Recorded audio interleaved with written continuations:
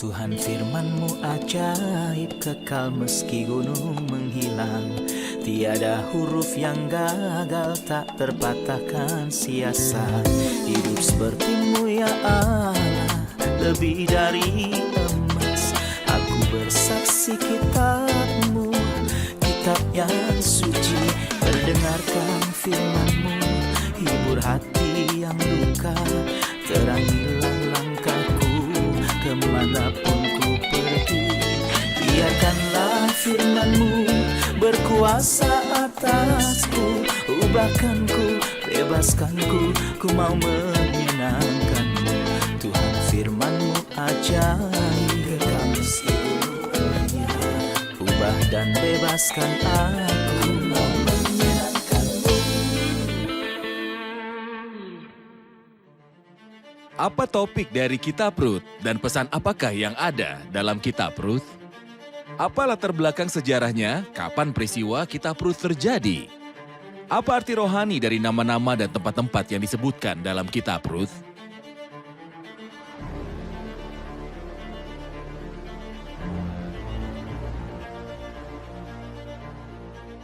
Firman-Mu ajaib, kekal meski gunung. Ubah dan bebaskan aku, mau menyenangkan-Mu.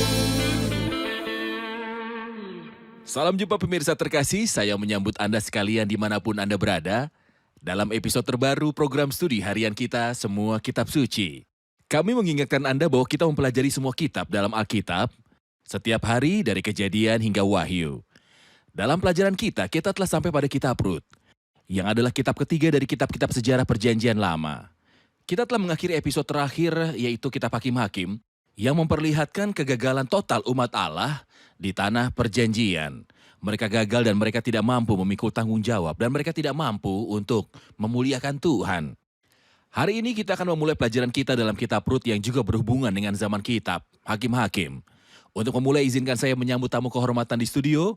Saudara Moheb, selamat datang. Terima kasih. Saudara Ishak, selamat datang. Terima kasih. Juga para hadirin yang bergabung bersama kami di studio, selamat datang. Saudara Moheb, ketika kita mempelajari sebuah kitab, kita selalu ingin tahu apa topik utama dalam kitab itu dan pembagian kitab, sehingga kita dapat membantu pemirsa yang terkasih untuk bisa mempelajarinya. Kisah Rut menceritakan kisahnya seorang wanita muda Moab yang menikah dengan seorang umat Allah ketika keluarganya berimigrasi ke tanah orang Moab. Pemuda ini mati dan pada akhirnya wanita ini ikut kembali dengan ibu mertuanya ke Bethlehem. Dia datang untuk mencari perlindungan di bawah sayap Allah Israel yang penuh kasih. Dia mengenal Tuhan ini karena Naomi, ibu mertuanya, dan dia terikat dengan umat Allah. Dia adalah wanita muda yang sangat berbeda, yang menemukan kasih karunia di mata Tuhan. Buku ini dibagi menjadi 4 pasal. Saya dapat membedakan. Pasal pertama berbicara tentang kotanya Boas, Bethlehem. Pasal kedua berbicara tentang ladang Boas. Pasal ketiga berbicara tentang pengirikan Boas. Pasal keempat berbicara tentang rumah Boas. Saya dapat membaginya lagi demikian. Pasal pertama berbicara tentang kasih karunia yang menyelamatkan. Pasal kedua berbicara tentang bertumbuh dalam kasih karunia. Pasal ketiga berbicara tentang tinggal dalam kasih karunia. Pasal keempat berbicara tentang tinggal dalam kasih karunia. Ketiga, saya juga dapat membaginya seperti ini.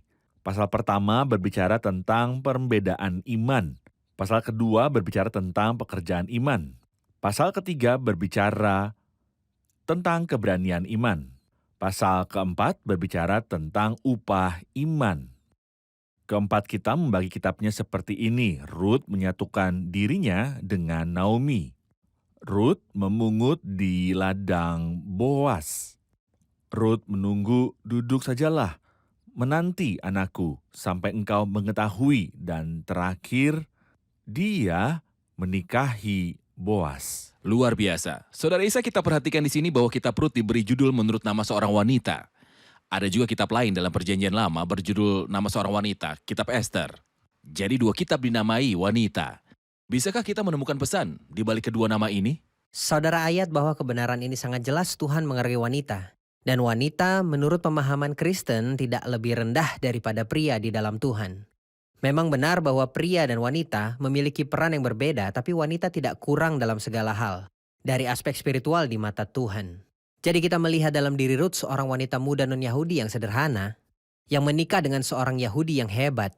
Dan Esther, kita melihat seorang wanita muda Yahudi yang sederhana, yang menikah dengan seorang pria non-Yahudi yang hebat, Ahasweros. Sungguh saya juga dapat menganggap Ruth sebagai salah satu dari dua wanita dalam perjanjian lama, di mana kasih karunia Allah muncul. Mereka tidak berasal dari keturunan orang Yahudi. Rahab, dalam kitab Yosua, dan Ruth, dan keduanya berasal dari orang Kanaan dan orang Moab.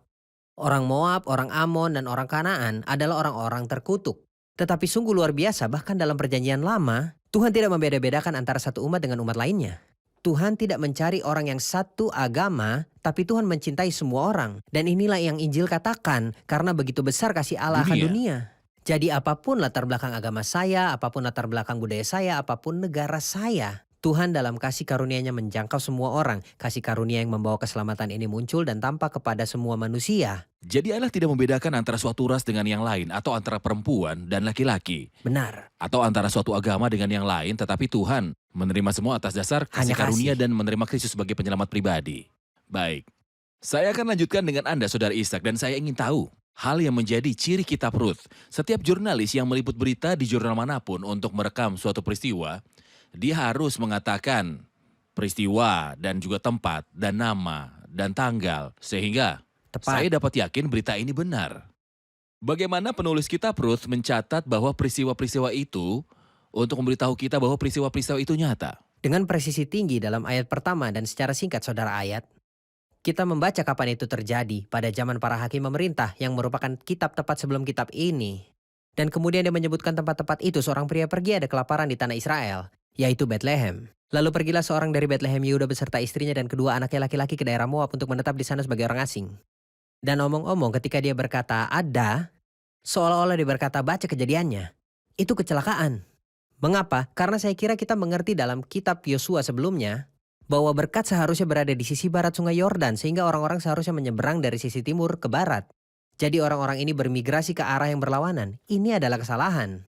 Dan kemudian dia juga mencatat tidak hanya tempat tetapi juga nama tempat. Dan kemudian dia mencatat siapa yang pergi. Lalu pergilah seorang dari Bethlehem Yehuda beserta istrinya dan kedua anaknya laki-laki. Dan dia memberitahu kita nama orang itu ialah Elimelek dan istrinya Naomi dan nama kedua anaknya Mahlon dan Kilion. Jadi dia menentukan waktunya hari-hari para hakim. Dia menentukan tempat, mereka berasal dari Efrata dari Bethlehem. Dia menentukan tempat mereka berada dan tempat mereka bermigrasi. Mereka menyeberang dari barat ke timur ke Moab lalu mereka menyeberangi sungai Yordan. Dan kemudian mereka tinggal di negeri Moab karena kelaparan itu.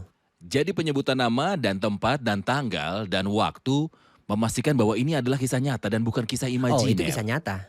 Benar. Saudara Moheb, ketika kitab itu berbunyi pada zaman para hakim memerintah, apa hubungan antara peristiwa dalam kitab Ruth dan hari-hari para hakim memerintah? Zaman para hakim memerintah yang dimulai setelah kematian Yosua dan para tua-tua yang memiliki umur panjang setelah Yosua adalah hari-hari kegagalan dan kemunduran dari Tuhan. Demikianlah umat Tuhan pada waktu itu ketika berada di tanah Kanaan. Gagal menjaga warisan mereka dan berpaling dari Tuhan dan menyembah dewa-dewa asing. Kita dapat merangkum zaman pemerintahan para hakim dengan ungkapan yang muncul 4 kali dalam kitab Hakim-Hakim. Pada zaman itu tidak ada raja di antara orang Israel. Setiap orang berbuat apa yang benar menurut pandangannya sendiri. Dan ini jelas dalam cerita ini. Jadi ada seorang pria dari Bethlehem di Yehuda bernama Elimelek.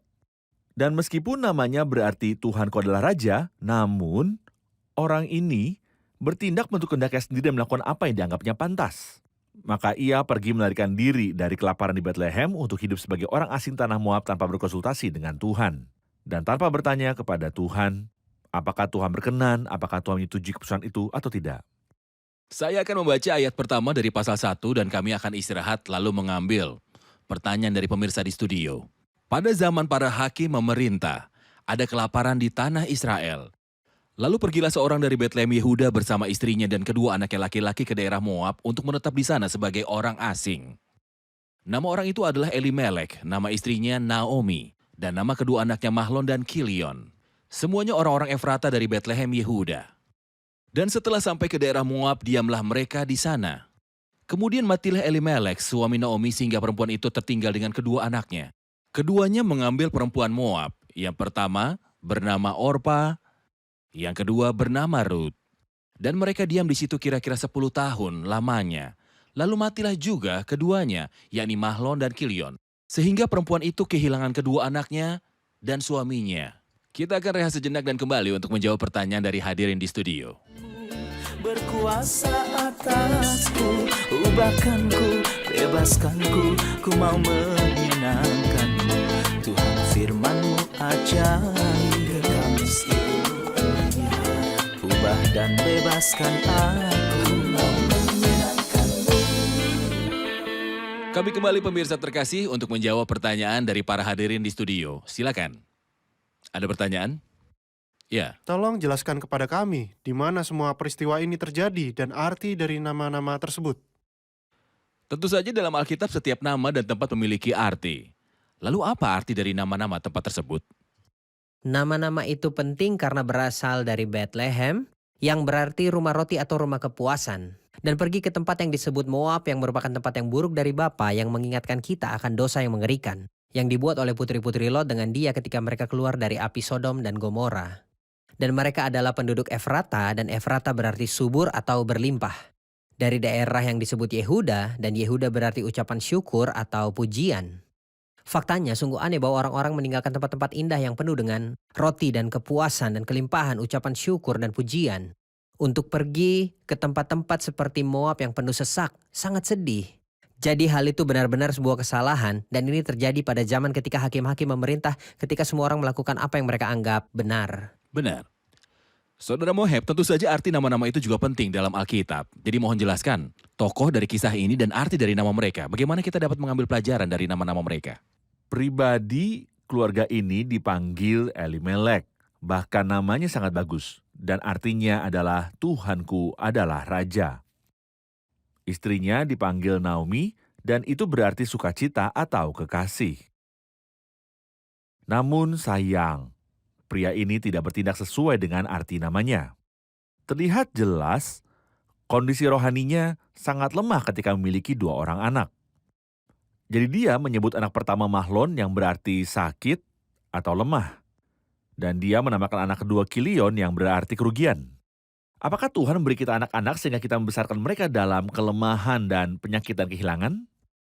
Ini mencerminkan kondisi spiritual dan visi. Dia tidak memiliki visi bahwa anak-anaknya akan menjadi berkat dan berbuah dan sukses dan juga baik. Nama-nama ini diberikan kepada anak-anaknya. Kami menemukan dalam kisah Rut nama lain. Rut itu berarti dia memiliki gembala dan itu juga bisa berarti cukup, senang, atau puas. Orpa artinya leher dan kehendak otonom jelas dalam dirinya. Adapun pahlawan dari keseluruhan kisah dari awal hingga akhir dan tokoh penting yang akan kita baca di pasal 2 namanya adalah Boas yang berarti yang memiliki kekuatan, bapa kekayaan, dan kekuasaan. Jadi melalui arti nama, bisakah Anda menyampaikan sebuah pesan kepada pemirsa, Saudara Moheb? Bagaimana dia dapat belajar sesuatu dari arti nama-nama dalam Alkitab dan menjelajahi kekayaan arti nama-nama tersebut? Sebenarnya tidak ada yang sia-sia dalam firman Tuhan. Dan kunci-kunci ini telah kita pelajari dari inspirasi itu sendiri. Rasul Paulus biasa menerjemahkan nama-nama dan menyampaikan suatu ajaran. Misalnya ketika dia berbicara tentang Melkisedek. Dia memberitahu kita bahwa Melkisedek berarti Raja Kebenaran. Raja Salem berarti Raja Damai. Dia berkata pertama diterjemahkan sebagai Raja Kebenaran. Dan kemudian Raja Salem yang berarti Raja Damai. Anda dapat mendapatkan pelajaran penting dari arti sebuah nama. Bahwa perdamaian didasarkan pada kebenaran. Dan bahwa Kristus di dalam Raja Kebenaran, kemudian Raja Damai juga. Ketika kebenaran memerintah, kedamaian akan memerintah. Hal yang sama di sini dalam kisah kita dengan arti nama. Baik. Pemirsa terkasih, dalam program ini kami mencoba menyajikan beberapa pengajaran yang sangat sederhana. Dan saya tahu jika Anda memperdalam bacaan Anda akan menjelajahi kekayaan dan Anda tidak akan berhenti membaca Alkitab. Itu sebabnya saya mendorong Anda untuk tidak mengabaikan arti nama-nama ataupun nama-nama tempat. Jika Anda menghadapi pertanyaan sulit, arti nama yang sulit, atau ayat yang tidak dimengerti, hubungi kami, dengan izin Tuhan kami akan mencoba menjawabnya, tapi jangan abaikan Alkitab. Namun jelajahilah kekayaan di dalamnya. Pemirsa terkasih, kami akan kembali setelah rehat. Berkuasa atasku, ubahkanku, bebaskanku, ku mau menyenangkanmu. Tuhan firman-Mu ajaib, kami semuanya. Ubah dan bebaskan aku, mau menyenangkanmu. Kami kembali pemirsa terkasih untuk menjawab pertanyaan dari hadirin di studio. Ada pertanyaan? Silakan. Apa yang salah jika sebuah keluarga berpikir untuk bermigrasi? Untuk menemukan kehidupan yang lebih baik atau keadaan hidup yang lebih baik? Apalagi jika keadaan atau situasi di negara tempat mereka tinggal sedang sulit. Baik. Apa yang salah dalam imigrasi jika negara asal memiliki masalah dan kelaparan di dalamnya? Gagasan utamanya adalah untuk apa orang percaya seharusnya hidup. Untuk menikmati hidup, makan, minum, berpakaian dengan baik, membesarkan anak-anak saja. Jutaan orang pun hidup seperti itu dan pada akhirnya mari kita makan dan minum karena besok kita mati. Masalahnya, saya hidup untuk memenuhi rancangan Tuhan dalam hidup saya. Sebenarnya, berpindah seperti setiap keputusan yang kita ambil dalam hidup seharusnya diambil setelah berkonsultasi dengan Tuhan. Karena Tuhan yang memberi tujuan dalam hidup dan Tuhan juga tahu apa yang akan terjadi di masa depan. Dan seperti yang kita pahami dari penjelasan saudara Moheb sebelumnya bahwa seharusnya disiplin dari Tuhan kepada umatnya. Mereka seharusnya bertanya, mengapa engkau mendisiplinkan kami? Kelaparan adalah sebuah disiplin. Kelaparan mungkin disebutkan 13 kali dalam Alkitab. Dan terkadang ketika Abraham pergi ke Mesir itu salah. Jadi Anda juga memiliki beberapa pengalaman masa lalu atau peristiwa yang memberitahu Anda jangan meninggalkan daerah itu saat kelaparan terjadi. Dan kemudian ada sesuatu yang sangat penting. Siapa yang mengatakan bahwa saya harus mengikuti logika standar? Dalam mengambil langkah dan keputusan, saya akan menceritakan tentang Abraham. Dia berpindah. Tapi kepindahannya aneh. Saat itu Abraham tinggal di daerah yang tenang dan kaya. Dia sudah tua dan tidak punya anak, yakni Ur Kasdim. Tuhan menyuruhnya pergi. Mengapa? Biarkan saya tinggal bersama istri dan ayah saya dan itu baik-baik saja. Dan berkata, pergilah ke negeri yang kutunjukkan, namun tidak menunjukkannya kemana. Ini aneh. Tetapi ketika Tuhan menampakkan diri, Abraham berkata, Tuhan, aku akan berjalan bersamamu. Kehendak Tuhan, saudara ayat, adalah mencari kawan seperjalanan. Yakni dengan Tuhan, kemanapun dia suruh kita pergi.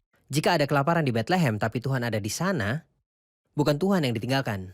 Moab memiliki roti tetapi Tuhan tidak di sana, maka Moab tidak boleh didiami. Saya berharap untuk kita semua ketika kita mengambil keputusan, kita tidak mengambilnya hanya dengan logika yang standar. Saya harus bertanya kepada Tuhan dan kembali ke Alkitab. Karena kata-kata ini tidak hanya pada tingkat jasmani, tetapi pada tingkat rohani. Pada tingkat rohani ada di tempat di mana Tuhan bermaksud agar umatnya menemukan makanan di sana di Bethlehem, di mana ada persekutuan dalam nama Tuhan. Dan ketika Tuhan hadir di tengah-tengah dan tidak ada berkat, ini tidak berarti bahwa saya harus pergi ke Moab.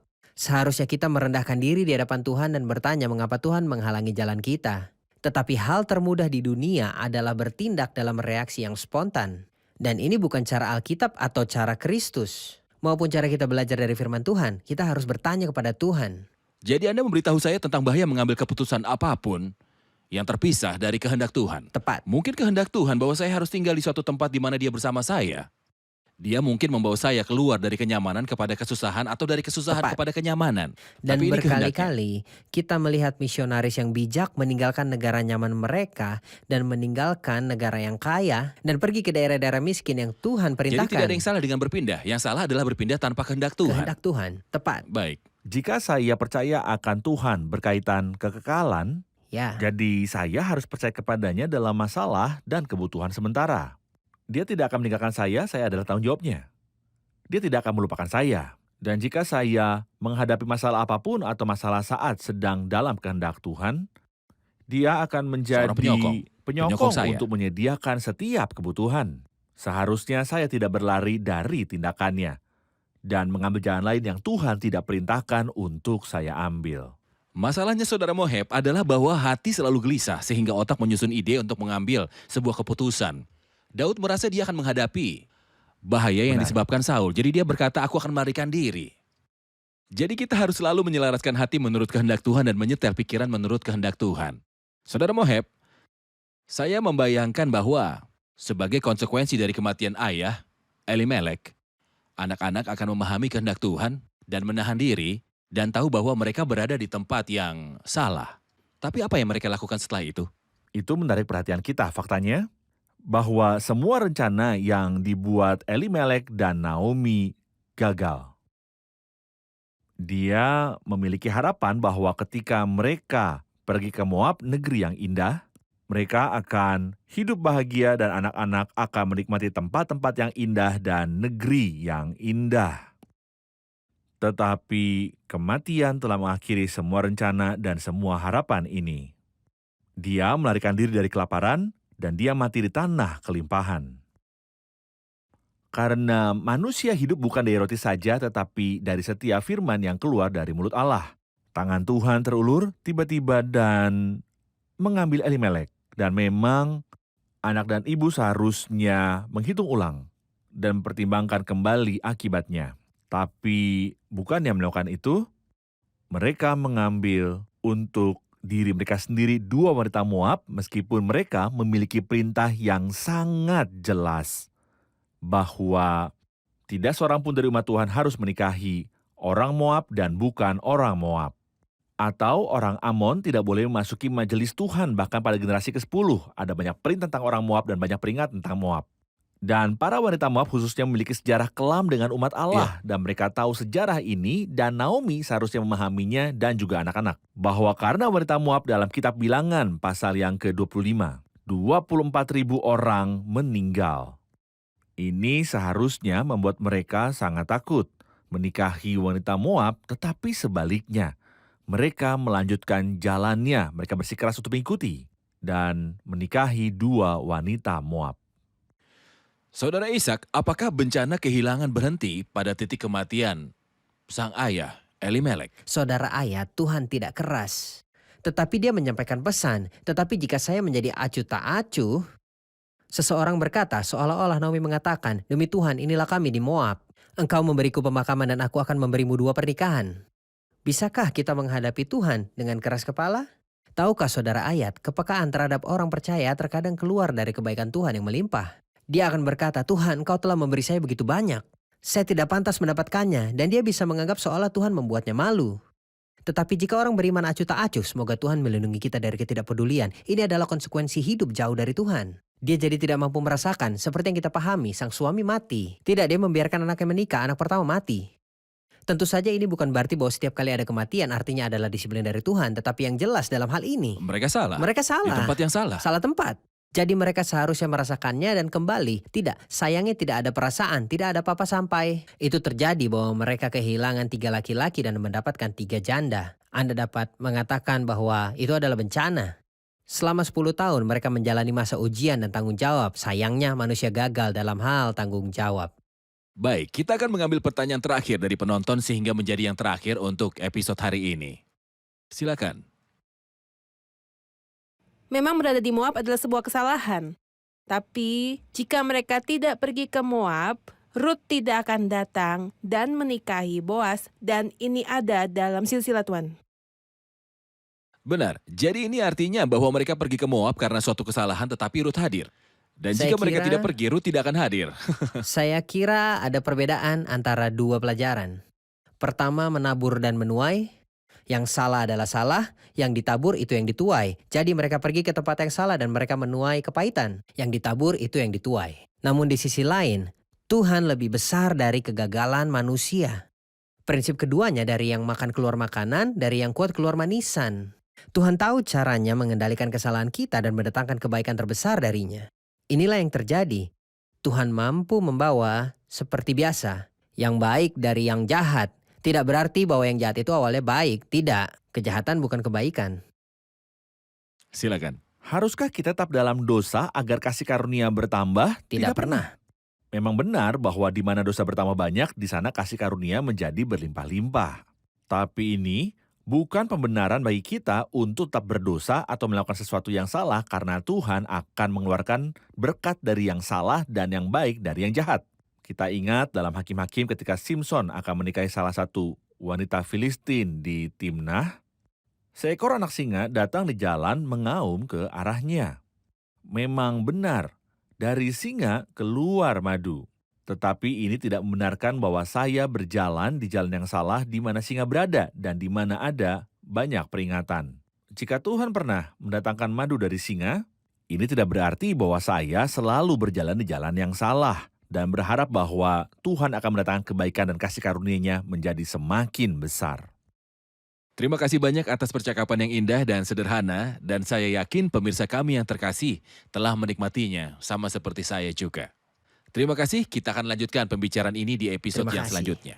Pemirsa terkasih, kita akan lanjutkan pembicaraan ini di episode selanjutnya.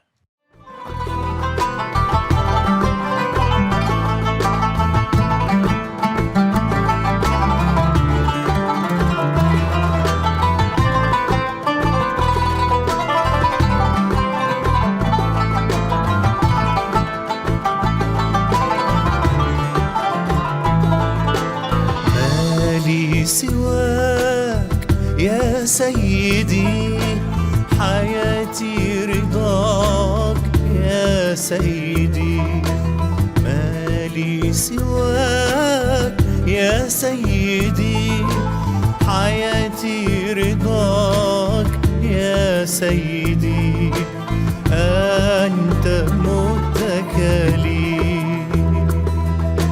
تطمئن نفسي حلو ما أشهاك يا سيدي نفسي لا تسلك يا سيدي حلو ما أشهاك يا سيدي نفسي لا تسلك يا سيدي تفرح قلبي أنرت لي دربي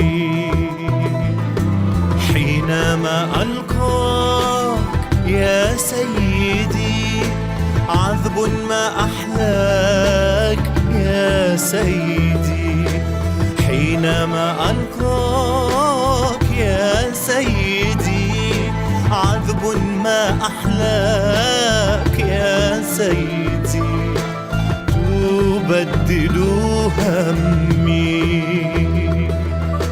تفرج عني. Naomi tinggal sebagai orang asing untuk waktu yang lama di Moab, 10 tahun. Bisakah dia kembali setelah periode yang lama ini? Orpa dan Ruth ingin kembali bersama Naomi. Siapa di antara keduanya yang memiliki keputusan yang benar untuk kembali? Bukankah air mata Orpa dianggap sebagai niat batin yang baik bahwa dia ingin pergi ke umat Tuhan? Apa yang kita lihat dalam keputusan berani Ruth untuk meninggalkan negeri dan sukunya dan pergi ke negeri asing untuk ditinggali?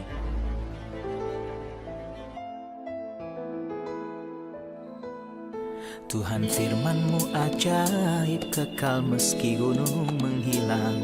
Tiada huruf yang gagal tak terpatahkan siasat. Hidup seperti-Mu ya Allah lebih dari emas. Aku bersaksi kitab-Mu, kitab yang suci. Perdengarkan firman-Mu, hibur hati yang luka. Terangilah langkahku kemanapun ku pergi. Biarkanlah firman-Mu berkuasa atasku. Ubahkanku, bebaskanku, ku mau menyenangkan-Mu. Tuhan firman-Mu ajaib, ubah dan bebaskan aku.